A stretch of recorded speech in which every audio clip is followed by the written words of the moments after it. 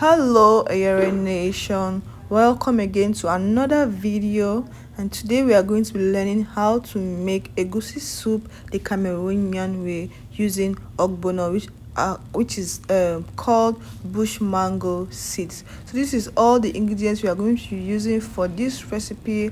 Make sure to check the description box because every single ingredient is going to be listed down below.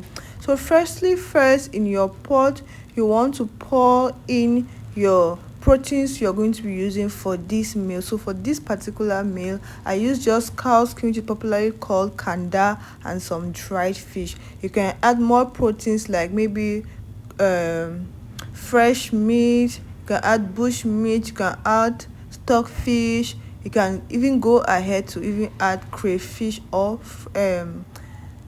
snails or fresh fish. All depends on your protein preference.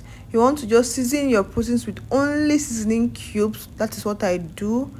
I season my proteins only with seasoning cube, and then I boiled them. Now the reason why I boiled this cow skin, the kanda, and the meat and the fish together was because they are both tender, they are already soft, so I did not have to boil one before adding the other. So I just boiled them for like 5 minutes before removing them from the water. Now the stock we have gotten from this, that is what we are going to be using to boil our egusi.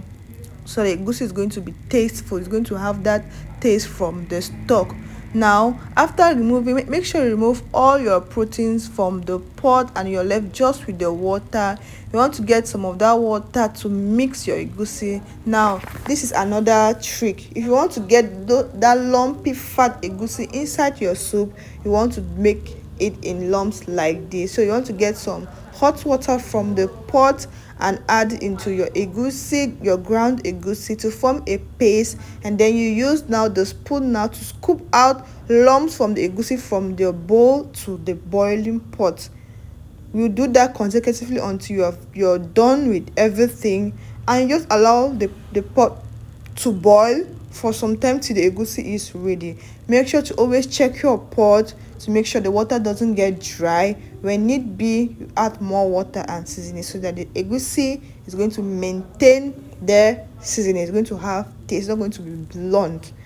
If at this point you haven't liked this video or subscribed to our YouTube channel, please do so that YouTube is going to push our video forward so that more people can see, become family members too, and also learn one or two things from this video. Now you see how I scoop the egusi. Amazing. You want to do exactly like that and just put it into your pot.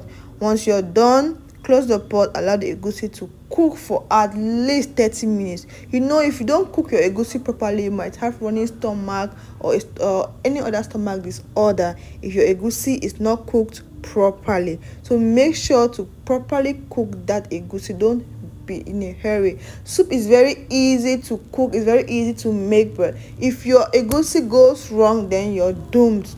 The most hardest part of cooking soup is the egusi because it takes time to get ready. But when the egusi is ready, your soup is ready too, because you just have to just mix up other ingredients and you're done. So please take your time, don't be in a hurry, don't be in a hush. Cook your egusi well. You can see that I've added more water into our pot because our water was getting dry. Stir that up and allow the pot to come to a boil again, and keep cooking the egusi till we know the egusi is ready. Now how do you know your egusi is ready? When you, after 30 minutes, you want to get part of the egusi and cut through and see if you see a dense part of the egusi, raw dense part of the egusi. If you see that, you know that your egusi is not done. But when you cut it and you don't see that dense raw part, your egusi is perfectly cooked. I went in to add some palm oil and some blended pepper. Mind you, my egusi was already ready at this point. You want to allow this to come to a boil before going to the next step. Place if you have not still liked this video or subscribed to our YouTube channel, this is the best time to do that. You can also check out my other recipes on this channel, different amazing recipes, especially Cameroonian food. So if you're from a different country and you want to learn how to cook Cameroonian food, if you have a husband you want to impress, a lover, a family member, this is the best channel you can find yourself in. After the pot comes to a boil, you want to now get your blended ogbono, which is known as bush pepper, bush mango seed. You just add some of the boiling water from the pot. Let's say boiling soup, because it is soup, right? The boiling soup from the pot, add it to your bush mango to dissolve it, because it's a bit it's going to come out in lumps. Okay, so you have to dissolve the lump. Now, one of the mistakes I made while making this soup, I was not really keen on the bush mango I bought in the market. They gave me bush mango that was not still very dry, which means that it has stayed in the shop. So please, you have to be very vigilant when buying bush mango. Make sure you buy fresh bush mango so that you make your drawish soup. My soup is not only going to be drawish because the bush mango itself is not drawish, because that stayed in the shop.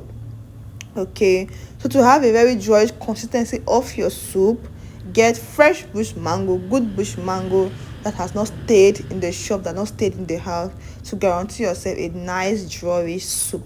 And after adding your bush mango, allow that to cook, and always check the pot for lumps of the bush mango to press. Okay, now when you're done with that, get your vegetable of your choice. I used okporobon leaf. I don't know Cameroonians, or that's what I'm saying. If you're Nigerian, it's called uziza. Okay, just use any vegetable leaf of your choice. You can still use spinach if you're out of Cameroon. Okay, now I added some bush pepper to this, bush pepper, and then some crayfish. It gives it more flavor. And what is soup without bush pepper? That flavor needs to be there. That bush pepper flavor needs to be inside your soup for you to qualify it a soup. So that was what I added here: crayfish, bush pepper, and then I went in now with my already boiled protein, my fish and my kanda, and that was it. Stir that up. If you're not a lover of a lot of water, you can allow the water to dry up, but me, I'm comfortable with the water. Reason why I'm not really stressing to dry up my soup. I like to eat my soup and then I have water in the soup. I went in with my washed vegetables to color my soup, and that was it. My vegetables, you don't need to like cook it too much. Okay, you can stay for like 1 to 2 minutes and you just off your gas. You've made yourself a good pot of soup in no time. The work in this soup is only your egusi. When your egusi is ready, your food is ready.